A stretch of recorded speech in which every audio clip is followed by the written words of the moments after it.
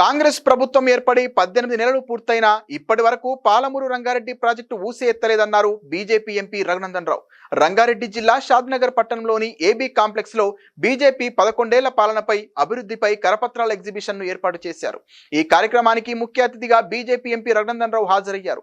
విలేకరుల సమావేశంలో రఘునందన్ రావు మాట్లాడుతూ ఇప్పుడు కాంగ్రెస్ ప్రభుత్వం అధికారంలోకి రాగానే పాలమూరు రంగారెడ్డి ప్రాజెక్టు నిర్మిస్తామని ప్రజలకు హామీలు ఇచ్చి 18 నెలలు గడుస్తున్నా కనీసం పనులు ప్రారంభించలేదన్నారు.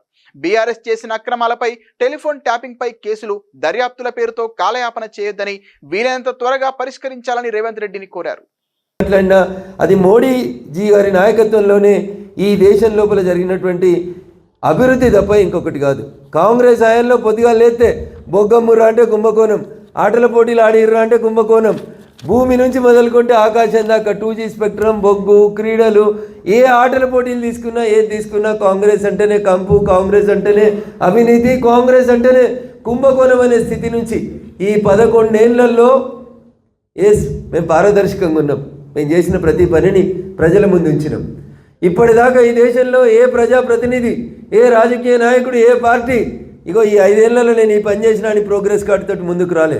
ఇగో ఇది 11 ఏళ్లలో నేను ఈ దేశానికి చేసిన సేవ అని చెప్పుకొని ధైర్యంగా ముందుకు వస్తూ ఉన్నాం. కాబట్టి సేవ సుశాసన్ పేరిట నరేంద్ర మోడీ గారి నాయకత్వంలో 11 సంవత్సరాల్లో మేము చేసినటువంటి అభివృద్ధికి భారతీయ జనతా పార్టీ నాయకులమైనటువంటి మేమందరం కూడా గర్వపడుతూ ఇక్కడికి వస్తూ ఉన్నాం. మీ ముందుకు వచ్చి ప్రజలకు చేసినటువంటి పథకాలకు సంబంధించి చెప్తా ఉన్నాం.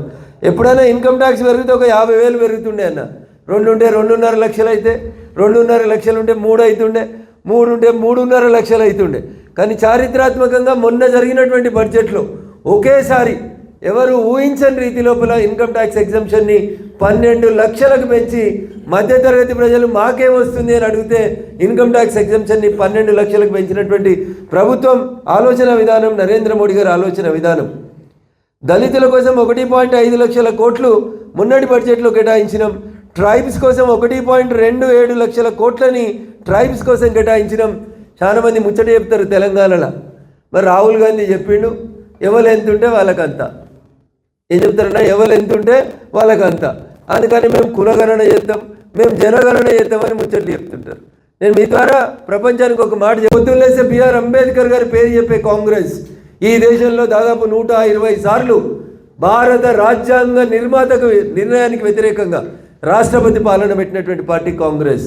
Wear more democratic. మా ప్రభుత్వం ఉన్న తప్పనిసరి పరిస్థితులలోనే మనం పెట్టినాం తప్ప మేము రాష్ట్రపతి పాలనకి ఏ రోజు కూడా మొగ్గు చూపినటువంటి ప్రభుత్వం మాది. ఈ రకంగా చెప్పుకుంటూ పోతే ఇంటి ముంగట ఉన్నటువంటి సీసీ రోడ్డు, ఇంటి ముంగట వెలుగుతున్న ఎల్ఈడి బుగ్గ, ఆఖరికి జూన్ నెలలో 3 నెలలకు సంబంధించినటువంటి రేషన్ ప్రతి ఒక్కరికి 5 కిలోల బియ్యం, జూన్, జూలై, ఆగస్ట్ 3 నెలల బియ్యాన్ని ఇలా రేషన్ దుకాణాలలో సప్లై చేస్తున్నటువంటి ప్రభుత్వం నరేంద్ర మోడీ గారి ప్రభుత్వం. మేము ఇట్లా పనిచేసుకుంటూ పోతా ఉంటే ఒక ఆయన కాళేశ్వరం అని ఏటీఎంగా వాడతాడు, ఇంకొక ఆయన వచ్చి ఇంకొకటి కడతా అంటాడు, నేను పాలమూరుకేలు వచ్చినా అంటాడు, నేను నల్లమల పులిబిడ్డను అంటాడు. అన్న 18 నెలలు అయింది. నీ పాలమూరు రంగారెడ్డిలో పథకం ఉంటుంది, పుస్తకాలల్లో వింటున్నా. నేను చిన్నప్పటి నుంచి ఇంటనే ఉన్నాం పాలమూరు రంగారెడ్డి. పోయిన ఆయన కుర్చేసుకొని కడతా అన్నాడు. నేను ముఖ్యమంత్రి కాగానే పాలమూరు రంగారెడ్డిని ఫినిష్ చేస్తా కుర్చేసుకొని అన్నాడు. ఆయనకు 10 ఏళ్ళు పాలమూరు రంగారెడ్డికి తొవ్వ దొరకలే, కుర్చీ దొరకలేదు ఆయనకి.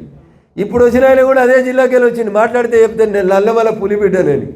అన్న నువ్వు పులివా, ఏనుగా, మేకవా నేనేమన్నా తెలుసుకోలేదు. ఆ పథకం పేరే పాలమూరు రంగారెడ్డి పథకం అన్న.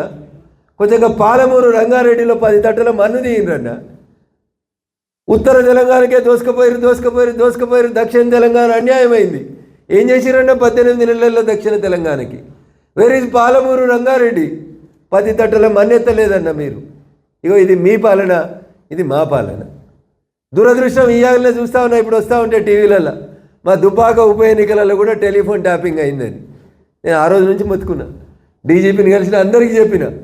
ఆ రోజు నేను చెప్తే ఎవరు నమ్మలేదు టెలిఫోన్ ట్యాపింగ్ అయిందంటే. ఇలా టెలిఫోన్ ట్యాపింగ్ అయింది, దుబ్బాక ఉప ఎన్నికలో అయింది, హుజురాబాద్ ఉప ఎన్నికలో అయింది. బీజేపీ నాయకుల ఫోన్లన్నీ విన్నాం, 200 నెంబర్లు విన్నామని చెప్తున్నారు. ఇప్పటికైనా నేను రేవంత్ రెడ్డి గారికి ఒక విషయం చెప్పదలుచుకున్న రాష్ట్ర ముఖ్యమంత్రికి, కమిషన్లు, కాలయాపనలు వద్దు, విచారణలు ఇంకేదో చేస్తామని చెప్పి చాలా టైంపాస్ చేయకండి దయచేసి. 18 నెలల సమయం అనేది చాలా ఎక్కువ సమయం. 1/3 of your governance is completed. ప్రజలు మీకు ఇచ్చిన 5 సంవత్సరాల పాలనలో దాదాపు 1/3 సమయం అయిపోయింది.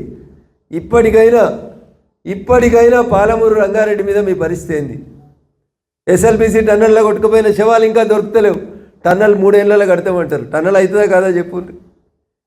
ఉత్తర తెలంగాణ పోయిన పార్టీ కాపాడి